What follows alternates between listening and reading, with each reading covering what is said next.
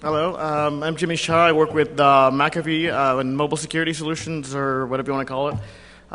My thing is mobile devices, tiny devices, anything smaller than a car. If it has a microprocessor in it, we deal with it, or at least the threats to it. Who we are? Whoa, did I skip a step? Okay, we're mobile antivirus researchers. We deal with threats to device like malware, viruses, trojans, the whole 9 yards. Work with a team of people in globally located parts of Asia, parts of in America, around. We are never sleeping or something like that. So we specialize in pretty much every platform. If you have something new coming out, we're probably looking at it also. And we work with a bunch of mobile carriers and manufacturers, and pretty much anything in the mobile space, we're tied up with that. Okay, let's go quickly through this first few slides. We're currently seeing about 1,200 different variants of mobile malware. The pie chart's a good way of showing you the layout of overall what we have seen. The big slice is Symbian, which was now nearly gone with many backers pulling out, but for a certain time, it was pretty much the largest affected platform, period, followed closely by mobile Java, and then the new and upcomer of Android, which is similar but not quite mobile Java. And actually, if you look at our quarterly stats, we're actually seeing Android creeping up on mobile Java and the Symbian falling down, and I think the most current new malware we're seeing is all Android. So we'll be seeing more of those at the end. Let's take a quick look at historical for-profit malware. For-profit malware would be, the first one pretty much was Java Red Browser A, which was a fake web browser, and it pretended to be a WAP browser, so okay, over SMS. So it was a Trojan, and it put a lot of effort into fooling you, thinking, yeah, okay, we'll send an SMS out there, and we'll be able to browse the internet, and it'll be cheaper than using a data plan. Nice, didn't do that. I'll just send out a bunch of messages to a bunch of Russian SMS premium rate services. And then it was followed quickly by Wesber, which didn't even try any of the techniques used by Red Browser, and it was just like a mugging, really. And those were the first ones. The first few we ever saw was about 4 or 5 years ago. What we see generally with mobile malware, and pretty much mobile malware on any platform, is sort of a life cycle of how it goes. The first stage is the R&D stage, where we have people like virus zine writers, other hackers perhaps, or what do you call it? Security researchers looking into making proof of concepts and putting them together, and writing tutorials, putting out papers, putting out presentations, teaching people how to deal with the platform, how to figure out what APIs to use, figure out what we're doing with it, or what people are doing with it. That's followed relatively shortly after you get the first big rush of people by the reuse, not just cycle, so I guess whatever you want to call that. Next stage, you'll notice all the bugs are very similar, but they look a little different. They're cosmetically different in that they have different colors. That tends to happen quite a bit with malware. Once people have gotten through the whole, what APIs do we use, what can we pull off on the platform, why don't we just reuse the code and just change the strings or something? That's what usually happens. After those two stages are done, though, it's what this talk is actually about.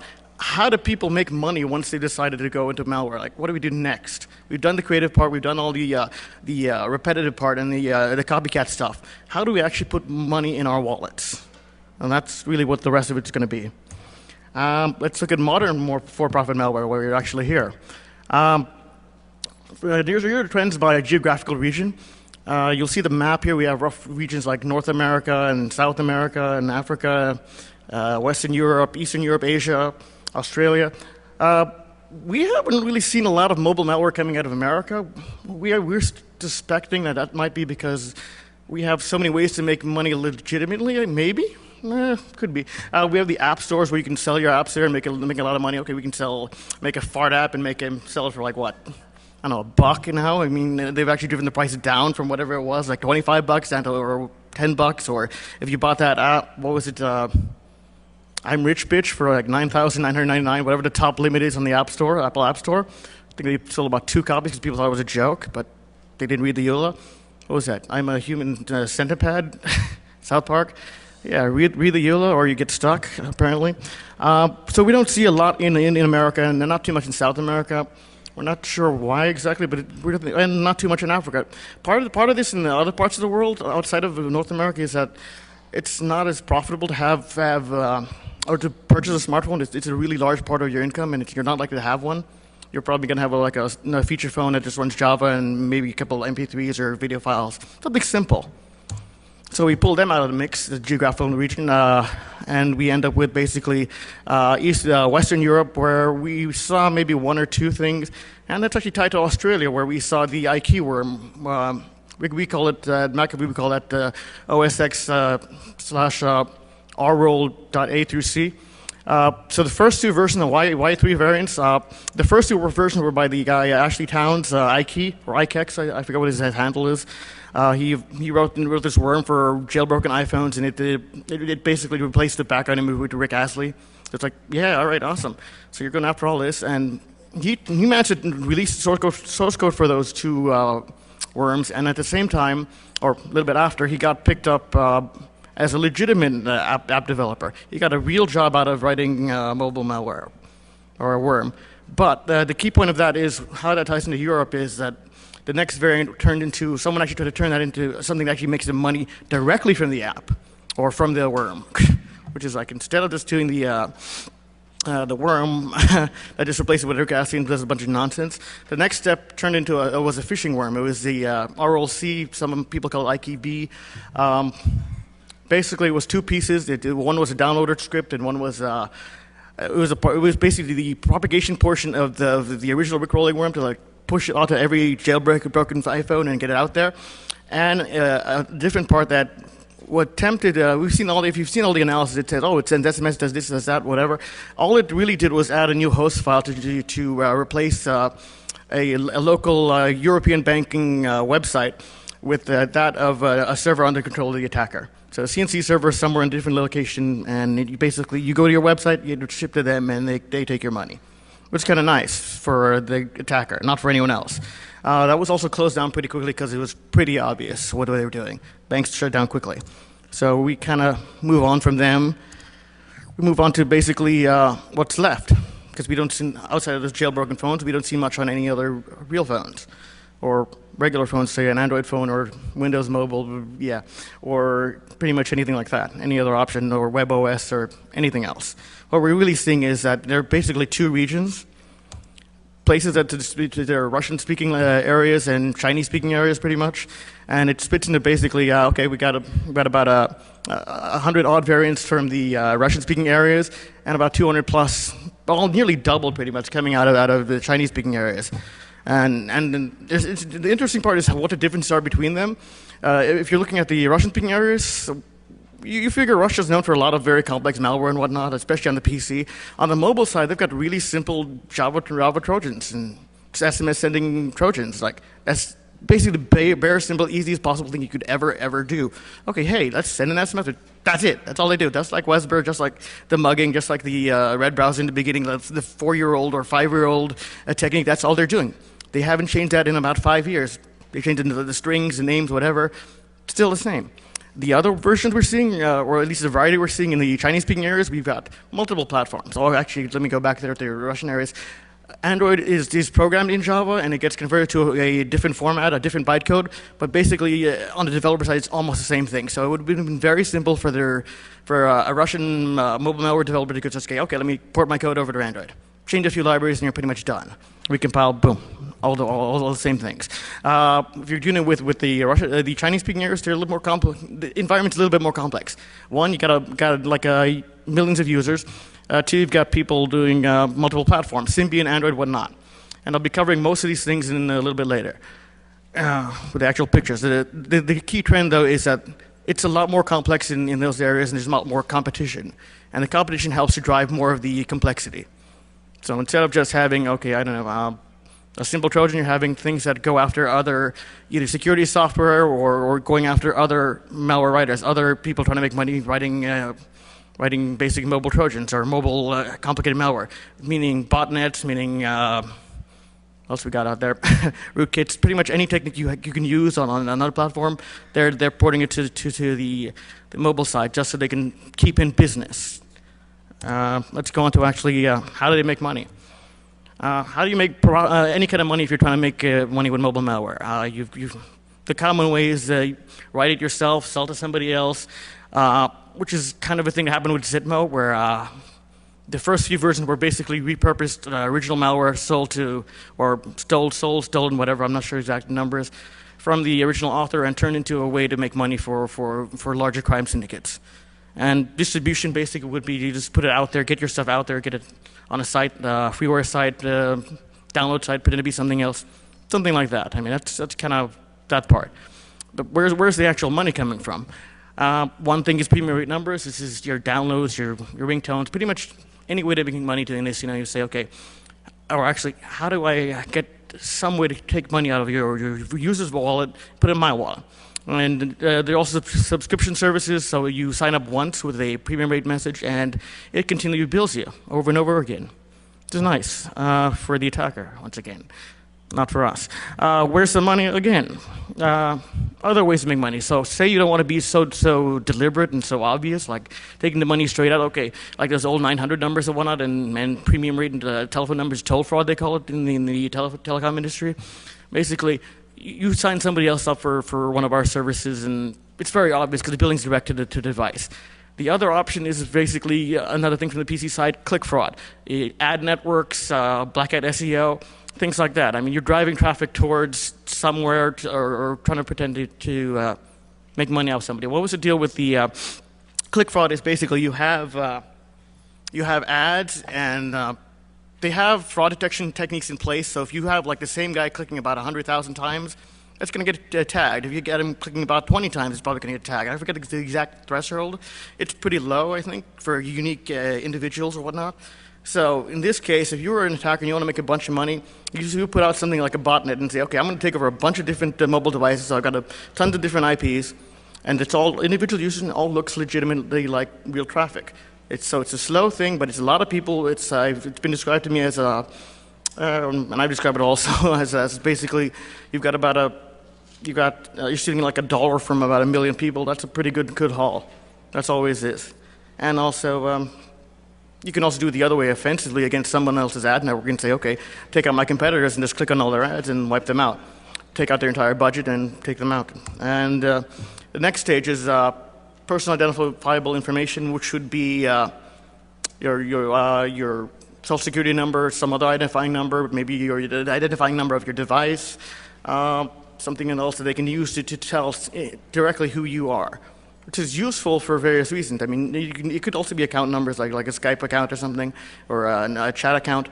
The key is you can take that kind of information, which is valuable to identity thieves and other people, marketers, legitimately to marketers, and not so much to basically people who would take that and turn into a currency as identity theft. And they will just resell it in bulk or individually, or use it individually. Once again, the next one is phishing. This was similar to the earlier thing I mentioned, the worm, the iPhone jailbreak worm that replaced the website. Not as popular in Europe and North America, well, not at all in North America, but it is quite so in China, which I saw a talk earlier today. If you anyone's seen that talk yesterday with the phishing going on in China, banks are a big target, and it's really useful to go after something like that. And also, you can download additional malware, maybe spyware, and get a few more details or other accounts. It's very useful. Which is similar to the next slide, really. It's if you have an account like a QQ account, which is a very popular Chinese instant messaging platform, if you're not aware, and it has you're able to cash out money. You can trade QQ coins on the network and cash it out at various third-party vendors, which is really a black market because it wasn't legal basically cash out the QQ coin, so there will always be some third party, and they will take their cuts, and you will be dealing with organized crime. Very useful. And also, if you're in the business of stealing people's legitimate accounts, there are also money launderers and people who help you clean that money out for you. So you'd sell to them and go through that. Now let's actually look at how they avoid detection and how analysis and make our job a little harder. What happens? Okay, injecting the code into clean apps. We haven't seen file infectors in mobile platforms at all, possibly because we're using Java, but really because no one's trying or no one has to try. So what would you do? You'd inject your code into something like a J2ME app, very easy to compile, add your code into it, recompile, very simple. Symbian, a little harder, more likely Trojans or whatnot, but it's been done, put into like an IAM app, someone's invaded in a real IAM app and said, okay, repackage it and send it back out. A little harder to do, but they've done it. Android, it's more like things like Droid Dream and a few other major malware families that are really done manually. We haven't seen any evidence it's been automated. Otherwise, you'd be seeing thousands of apps, given that the Android market itself is very open, and the other markets are also, well, the third-party markets are completely open. So it would be really, really easy to target a certain segment of market and just flood all the apps in store with corrupted apps, which we haven't seen. We've seen relatively small numbers, 40, 50, 30, whatever, small enough that a single person could do it overnight or something, could basically produce it, or on their off time they can put together. What's been used to evade detection? Encryption. It ranges from simple to advanced. In a simple range, we've got things like hiding SMS within, let's say, an HTML file. Really, if it's like a standard HTML file on your system, in your data directory, or in your browser directory, you're not going to notice. And if it's J2ME, we found this in the J2ME Trojan, you're really not going to notice unless you're having an analyst look at it, and we'd see it. And we'd see, okay, well, where is it? Not too hard. It's actually that little dark section right there. Very simple. They actually put the SMS in the message and they assume no one's looking at it. Truthfully, if you're a regular user, you're not going to notice it. Then they stepped that game up a little bit by doing another simple technique, simple substitution cipher. Say, okay, we replace digits with like letters or something, or different digits, or whatever it takes. Just really simple, and just putting into the code so you have like an encrypted configuration file. Once again, not for the average user or the victim, but for analysts. Then we went a little step further. We went a little more complex, a little more sensible. They went with like standard ciphers, like DES. I forget exactly what the thing was. Yeah, Android Gainimi. This is one of the first ones to actually encrypt both the URLs that it sends data to, that it posts URLs to the command and control server, and also traffic that it's getting back from the command and control server. So it's like, which is great. It's symmetric cipher, very relatively secure. But once again, not to protect or hide from analysts who would have an access to binary and have access to the actual key. I mean, it's in there already. You can just pick out the key. You have a symmetric cipher. You have the opening. You decrypt. Doesn't stop us. It's really there just to keep you on the network from blocking and seeing that, hey, we're doing something with it, and you can't see. Lovely, right? Oh, okay, yeah, that's right. I forgot. The new version, Droid Dream Lite, and it was a modified version of Droid Dream. It was a little smaller, slightly different. It infected a bunch of malware. And it also used a slightly, I forget if it was DS or AES, relatively standard algorithm, and it used it to hide a couple of root exploits that were used in Droid Dream. Same identical exploits, just encrypted and hidden on before they dropped the disk. Other ways of bypassing protection, also important, like how do you get further infected? We've got things like on Windows Mobile, they disable the silent installation, so you don't even know you're being infected. Real simple, it's just like a registry setting and you change it. Next step is root vulnerabilities. How do we stay on disk? How do we make sure that we're open up device and it can stay on? It's like having a rootkit on a Unix box or Linux box. You're broken in, you say, how do I keep it there? Very useful. And the root exploit gets you onto any mobile device, pretty much, like on an Android device anyway. Let's go with those. So Droid Dream did it, Droid Dream Lite does it, and the funny thing is that the attackers aren't writing their own exploits, they're not even wasting their time writing their own exploits. They're writing malware that makes them money today. They don't have time to waste time looking for vulnerabilities, spending time to write the exploits themselves. They don't care. And then jailbreaking, kind of. Let's talk about how it reduces security. Has anyone seen that talk at TourCon last year? Eric Monti of Spider Labs, he did a nice proof of concept where he reverse engineered with the jailbreakme.com exploit to remove the warning messages from the exploit and modify it so it's totally silent. So you visit a website, you get a silent drive-by download on a jailbroken, a regular iPhone. And then you have malware installed on your phone. And what was it installed? He installed a keylogger, and he tried it against a very popular credit card processing application. It has a little dongle you attach to your phone, something in that range, and you slide it, and he was able to read the numbers. He could also modify that to send it to himself, to his own control server. And of course, this was on an unpatched phone. He had to unpatch it because Apple had patched it prior, but the same rules apply to pretty much any ODay exploit that gives you root access or gives you jailbreak access, which would give you access to the file system and helps you gain control of whatever you need. The concept really is if you have something that gives you that kind of access, very simple to do and make it malicious. Nothing new, nothing surprising, but you actually went and did it. Let's look at some real malware that's actually out there currently. This first one is a simple SMS sending Trojan. It pretends to be something else. What is it? Oh, okay. Something that helps you send SMS easy, like has templates and patterns or whatever you want. Something interesting. How do you make money doing it? Same deal, sending SMS, for-profit SMS. And this one actually has a couple of choices. You pick 3 different vendors based on your geographical location. Why? Because the short codes that they send the SMS to are also locked by a geographic region, and you're not going to make money by sending to somewhere outside. So when we test it outside of, say, Russia, or out of Kazakhstan, or outside of Ukraine, we're not going to be able to test it on the network or test anything in that manner or know that anything is happening, meaning they're very locked geographically. Something a little different, little phishing exercise here. So vContact is a very popular social networking platform in Russia, in Russian-speaking areas, very similar to Facebook. And so it's like, okay, if you can get those codes, if you can get those accounts, you can use them for blackmail. You can use them to gain more people, more contacts. Pretty much exploit it any manner and whatnot. So what does this app do? It pretends to be a mobile client for the. Pretends to be a mobile client for vContact, and say, so you log in, you try to log in, it gives you an error message, and meanwhile in the background it's emailing your credentials to the attacker. Real simple, blackmail users, resell the data, a number of different things you can do to make money. All right, that was straight to at me. Let's look at Symbian, which is actually quite complex. And generally, mostly we're seeing this in China, not so much outside that. These are the most modern Symbian phones with the data protection that wipes out pretty much all the worms that we had 3-4 years ago. Currently, these are much better. You need to have like signed certificates, signed apps, and all things like that. Well, actually, this is an older version. It's Kijia. It was part of a multi-dropper, and it was designed to fool the users into thinking, hey, we messed up your phone. They did mess up your phone. They installed a bunch of rubbish on your phone. And it slowed your phone down, and he said, send me some money over QQ coins again, are the money for that instant messaging platform. And it was like, okay, send us some money. I don't think we saw any confirmation that anyone who sent him money ever got their phones fixed or got any kind of fix tool for it. But it was a pretty good technique. I mean, it tells you to send the money or else, right? Something else on Python, actually, just to show the point that scripting is not just limited to things like Java or whatnot, or simple Trojans aren't just Java. They'll do it with any easy, relaxing thing or simple thing you can pull up. Actually, I believe this is might have been Russian language one. It allows you to send, yeah, actually it was. Once again, you'll see the type of variation. The previous one tried a little harder, tried to make you think it was a Chinese-based one. The Russian ones, they don't even have to. It's so easy for them, they're not wasting energy trying to decide, okay, we're going to do something like this. That's a simple thing, pretend to be a chat client and takes your money. Simple. And back to the Chinese again. This is, once again, the more modern Symbian malware, Super Fairy, A and B.